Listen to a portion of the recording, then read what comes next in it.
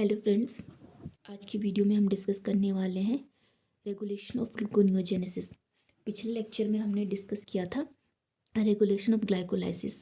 ठीक है, इस वीडियो में हम डिस्कस करेंगे रेगुलेशन ऑफ ग्लूकोनियोजेनेसिस। तो ग्लूकोनियोजेनेसिस में हमने देखा था कि किस तरीके से जो नॉन कार्बोहाइड्रेट शुगर है, हाँ, जो नॉन कार्बोहाइड्रेट होते हैं प्रिकर्सर मॉलिक्यूल है, उनसे किस तरीके से क्या बनता है, ग्लूकोज बनता है। ठीक है, तो इसमें देखा था हमने कि पायरुवेट तो एक ग्लूकोज में कन्वर्ट होता है। इसमें जो कंट्रोल स्टेप होता है वो पहला होता है कहाँ पे, पायरुवेट कार्बोक्सिलेज। अब पायरुवेट कार्बोक्सिलेज का काम क्या होता है,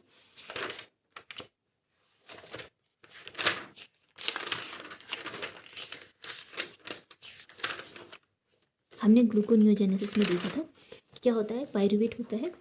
पायरुवेट क्या होता है, साइटोसोल से माइटोकॉन्ड्रिया के अंदर आता है और फिर पायरुवेट ऑक्सिलो एसीटेट में क्या हो जाता है, कन्वर्ट हो जाता है। इसमें कौन सा एंजाइम हेल्प करता है, पायरुवेट कार्बोक्सिलेज। और यही एंजाइम क्या होता है, एक मेन इंपॉर्टेंट रेगुलेटर के रूप में क्या करता है, काम करता है ग्लूकोनियोजेनेसिस के रेगुलेशन में। कैसे, जो पायरुवेट होता है वो क्या होता है, एसिटाइल को ए में कन्वर्ट होता है। कौन सा एंजाइम के हेल्प से, पायरुवेट डिहाइड्रोजनेज कॉम्प्लेक्स एंजाइम की हेल्प से। ठीक है, तो जो ये एसिटाइल को ए एंजाइम, एसिटाइल को ए होता है, ये क्या करता है, एक्टिवेट करता है पायरुवेट कार्बोक्सिलेज को और इनएक्टिवेट करता है पायरुवेट डिहाइड्रोजनेज कॉम्प्लेक्स को।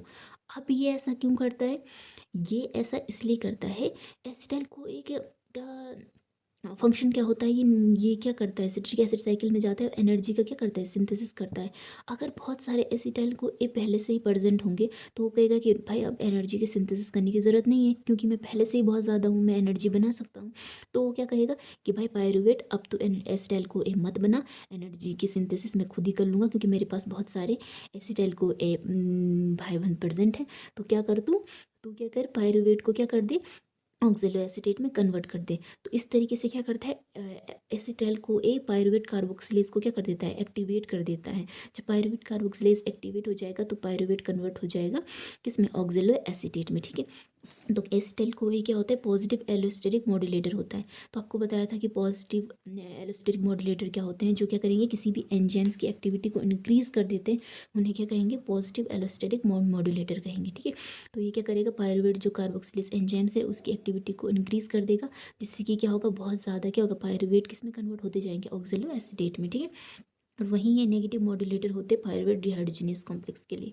ये क्या करते हैं, इसको इनहिबिट कर देता है एसिटाइल को ए, ताकि क्या हो, पायरुवेट एसिटाइल को ए ना बना पाए और पायरुवेट सिर्फ ऑक्जेलो एसीटेट बना पाए। ठीक है, सेकंड जो कंट्रोल पॉइंट होता है ग्लूकोनियोजेनेसिस में, वो क्या होता है, रिएक्शन जो कैटेलाइज होती है किससे, रिएक्शन जो कैटेलाइज होती है फ्रक्टोज 1,6 बिसफॉस्फेटेज से, जो कि क्या होते हैं, स्ट्रांगली इनहिबिटेड बाय होते हैं किससे, एएमपी से। तो फ्रक्टोज 1,6 फॉस्फेट था, उसमें क्या होता है, फ्रक्टोज 1,6 बिसफॉस्फेटेज क्या करता है, फ्रक्टोज 1,6 बिसफॉस्फेट को कन्वर्ट कर देता है फ्रक्टोज 6 फॉस्फेट में। फिर ये क्या होता है, फर्दर कन्वर्ट होगा ग्लूकोज 6 फॉस्फेट में और फिर ग्लूकोज में। तो इस स्टेप में क्या होता है, जो ये वाला जो एंजाइम है फ्रक्टोज 1,6 बिसफॉस्फेटेज, ये क्या होता है, स्ट्रांगली इनहिबिट होता है एएमपी से। अगर एएमपी बहुत ज़्यादा है, एडेनोसिन मोनोफॉस्फेट बहुत ज़्यादा है, इसका मतलब क्या है, एटीपी कम है। एटीपी कम है तो मतलब क्या है, हमें एटीपी की और ज़्यादा ज़रूरत है। अगर एटीपी कम है तो इसका मतलब क्या है, हमें एटीपी की ज़रूरत है।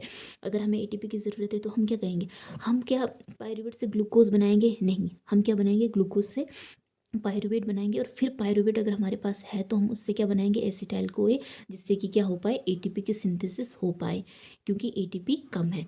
सो इस तरीके से क्या होता है, जो फ्रक्टोज 1,6 बिसफॉस्फेटेज एंजाइम है वो एएमपी से क्या होता है, इनहिबिटेड हो जाता है, कि तुम इनहिबिट हो जाओ और क्या करो, और इनहिबिट हो जाए, ताकि क्या हो पाए, जो ग्लूकोज 1,6 बिसफॉस्फेट है वो ग्लूकोज फॉस्फेट में ना कन्वर्ट हो पाए और ये क्या हो पाए, ग्लाइकोलाइसिस के पाथवे में जा पाए। ठीक है, तो जो फ्रक्टोज 1,6 बिसफॉस्फेटेज है वो इनहिबिट होता है एएमपी से। एटीपी स्टिमुलेट करता है 1,6 बिसफॉस्फेट को। वही बताया कि एटीपी अगर बहुत ज़्यादा है तो वो कहेंगे कि अब हमें और एटीपी की ज़रूरत नहीं है, तुम ग्लूकोज बना सकते हो। तो इस तरीके से क्या होता है जैसे कि ग्लूकोज 6 फॉस्फेट है, वो कन्वर्ट हो जाता है ग्लूकोज 1,6 बिसफॉस्फेट कन्वर्ट हो जाता है ग्लूकोज 6 फॉस्फेट में। तो इसमें ग्लूकोज 1,6 बिसफॉस्फेटेज क्या होता है, एटीपी है, तो क्या होगा, एक्टिवेट करेगा इस एंजाइम्स को। एडीपी और एएमपी है तो वो इनएक्टिवेट करेगा। वहीं अगर सिट्रेट है तो वो भी क्या करेगा, एक्टिवेट करेगा। ठीक है, सो इस तरीके से क्या होता है, जो हमारा ग्लूकोनियोजेनेसिस है उसका रेगुलेशन होता है। मेनली रेगुलेशन होता है किससे, पायरुवेट कार्बोक्सिलेज से, और उसके अलावा जो हमारा फ्रक्टोज 1,6 बिसफॉस्फेटेज से। ठीक है। सो ये वीडियो इतनी ही थी, आज के लिए इतना ही। आई होप आपको ये वीडियो पसंद आई होगी। अगर आपको ये वीडियो पसंद आई तो वीडियो को लाइक कीजिएगा और चैनल को सब्सक्राइब कीजिएगा। Thank you.